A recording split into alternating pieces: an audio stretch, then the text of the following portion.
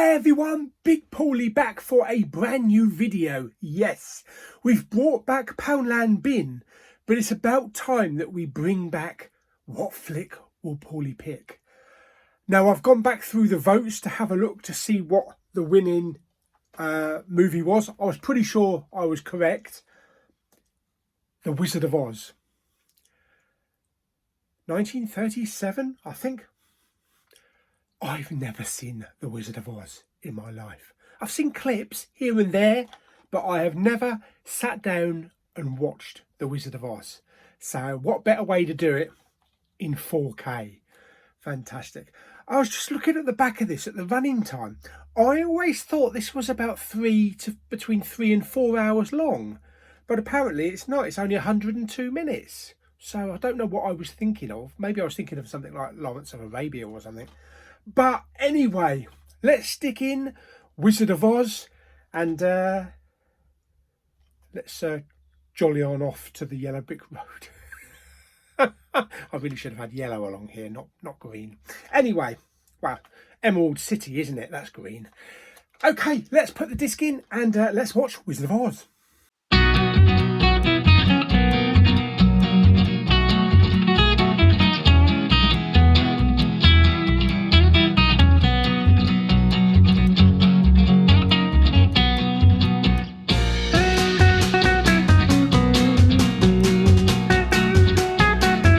What Flick Will Pauly Pick? Okay, so The Wizard of Oz. Now, I like my films science fiction. I like explosions. I like space films. I like the odd comedy. But I've never really got into old Hollywood classics. Gone with the Wind, Wizard of Oz. Films like that, they've never really appealed to me. So that's probably why I've never really bothered to sit down and watch films like this. But I've got to say, this was bloody awesome. This was a bloody eye-opener. Seriously. Such a fun, heartwarming film. I did get the year wrong at the beginning. It's 1939 this came out.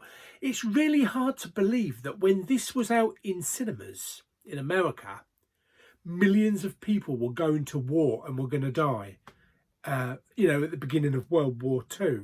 So it's really weird. And also the fact that you think about this film and all of the cast involved, probably none of the cast on the production are alive now, because this has been like, what, 80 years or so since it's released. Very strange to think things like that. Yeah, this obviously made Judy Garland, you know, famous for this film. It's based on an original novel from, I think it's 1900. And this had a budget, the film had a budget of about 2.7 or 2.8 million, which, when you think about it, it's not a lot, but for 1939, that's a hell of a lot of money for a big budget film like this.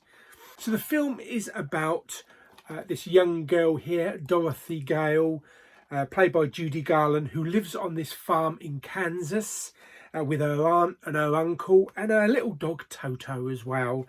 One day, Toto decides to go wandering into some little old lady's garden, and Dorothy gets into trouble with her aunt and uncle, and this woman comes to visit them and insists on the dog being taken away to be destroyed because like he's walked all over a flower bed or some shit like that. Toto does get taken away, unfortunately, but he does run back to Dorothy. But Dorothy knows that they're going to come for the dog eventually, so she decides to pack up her shit and get out of town. Basically, it's a story about a runaway girl, but there's a storm coming. That's what Sarah Connor said anyway. Yes, there is tornadoes on the horizon, and I have to say, for a film of 1939, those tornadoes were actually quite impressive on the screen. They looked so real, and the audio on this, which I think is DTS, is it 7.1 or 5.1? The subwoofer was doing overtime with those tornadoes coming. Basically, the tornado rips through the farm, lifts the house up, spins it around, and when the house falls back down again, it's landed in Munchkin City. Munchkin City? What are you talking about? Yeah, and that's where everything changes, because for the first part of the film, this film is in kind of a sepia, light brown, black and white, which is all audiences we're used to, I suppose. And then as soon as Dorothy opens the door to Munchkin Land, everything turns into colour. And I am talking about colour. The 4K image on this is fantastic for a 1939 movie. Everything is bright. You've got bright greens, bright yellows. There's so many colours. It's like an explosion of rainbow colours. And unfortunately, when the house landed, it landed on top of the Wicked Witch of the East, killing her instantly. But the Witch of the North appears and gives Dorothy the ruby slippers or ruby shoes, whatever. And Dorothy now wants to go home because she's stuck in this strange, colourful land. And the Witch of the North tells her the only way that she can go home, the only person that can help her get home is the Wizard of Oz, who lives in Emerald City. So, of course, she has to travel down this long, winding yellow brick road. No, I am not going to sing it. Along the yellow brick... Oh, don't.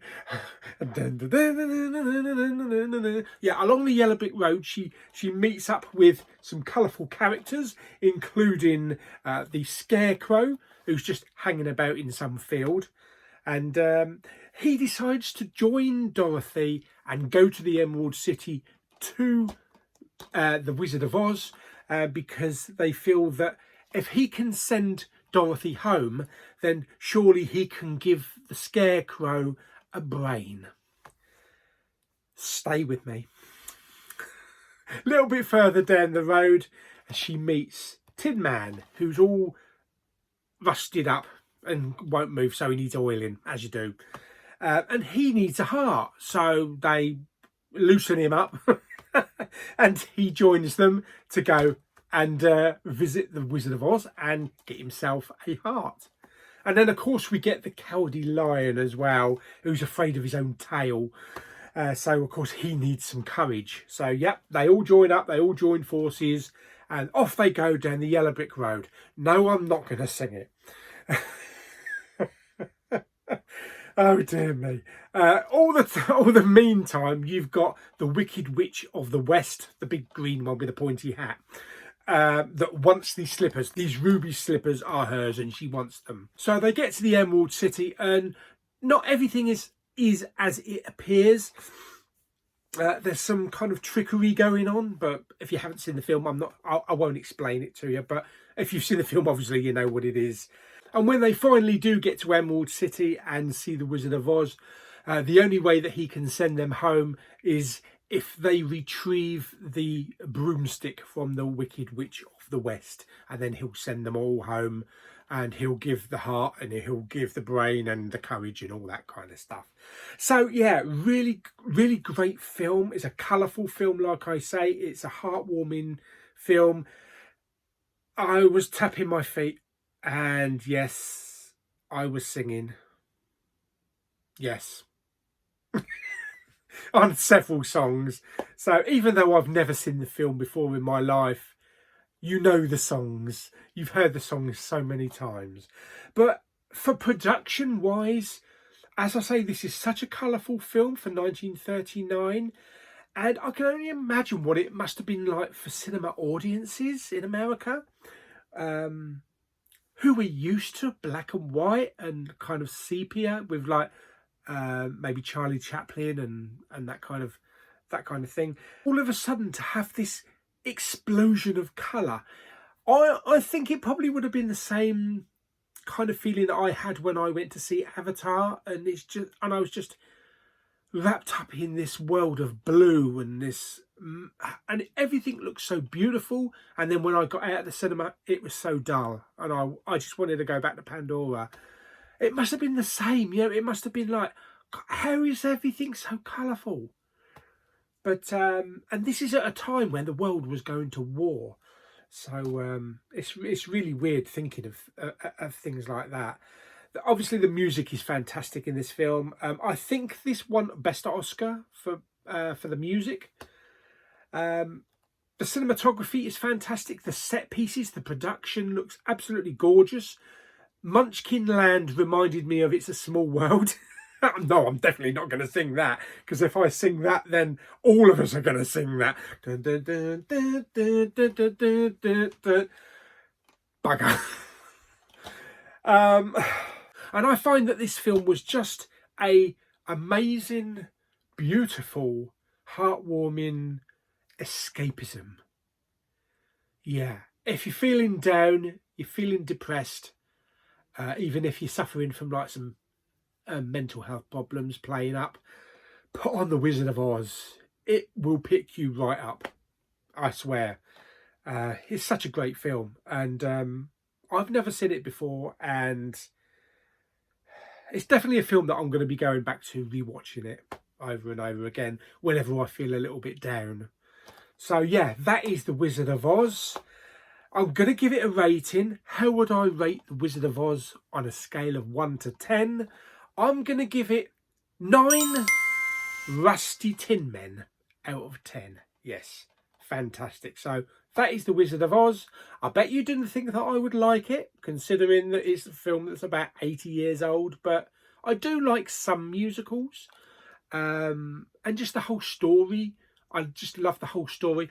There was actually elements in this that kind of reminded me of recent films. So, you know, people like J.K. Rowling and Tolkien have taken things maybe from the original story of this, like the Tree People reminded me of Two Towers, and The Wicked Witch on Her Broomstick, which is a bit like Quidditch. So I'm sure a lot of modern films have taken influence from, you know, The Wizard of Oz and films like this. But yes, that is my review of The Wizard of Oz. If you haven't seen it, do yourself a favour and watch it.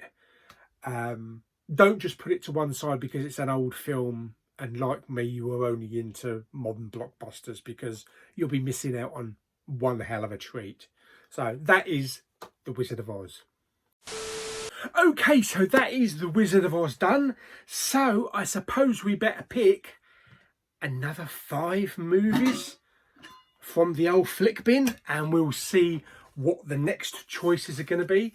Now, these are all exactly the same ones that were in here the last time, or the last however many times that we did the series. I have not put anything new in because we need to get through this lot before anything else goes in. So let's pick 5 out, shall we?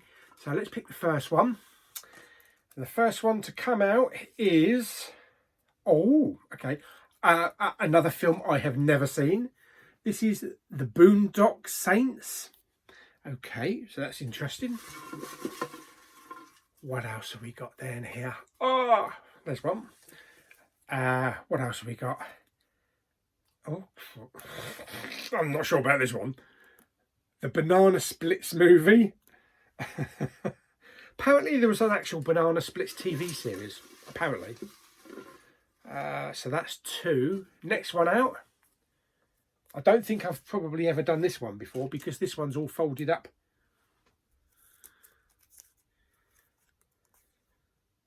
Oh, okay. 3 for 3. Another film I've never seen. I do own in 4K and 3D. Mortal Engines. Hugo Weaving. Don't know why I've never seen that. Next up we have... So that's 3 so far. Next one out we have... Don't think I've seen this one. This is The Breadwinner. This is an animated one. Is it anime? I don't think it's... I do have it on Blu-ray. I don't think it's Studio Ghibli though, is it? I'm pretty sure it's not. And the last one to come out... This is a bit of a mixture, isn't it, this time? Which is always good. And the last one to come out is... Okay, I'm not sure I know that one. So 5 for 5. There's actually 5 movies I've never seen. I'm not sure what this one is. After the Storm. After the Storm. I mean, I do have it, you know, because these are only ones that I bought. So I'm not sure what that is. It sounds a bit like a disaster movie. But you'll have to let me know in the comments. Or vote. There we go. So they are the choices. Okay, so we have the Boondock Saints, not the Boondog. We have the Banana Splits movie. We have Mortal Engines, The Breadwinner, and After the Storm. Fantastic. So I shall put those in a separate pot. The other ones that didn't win in the last video have already gone back in the pot, so they can come back out again.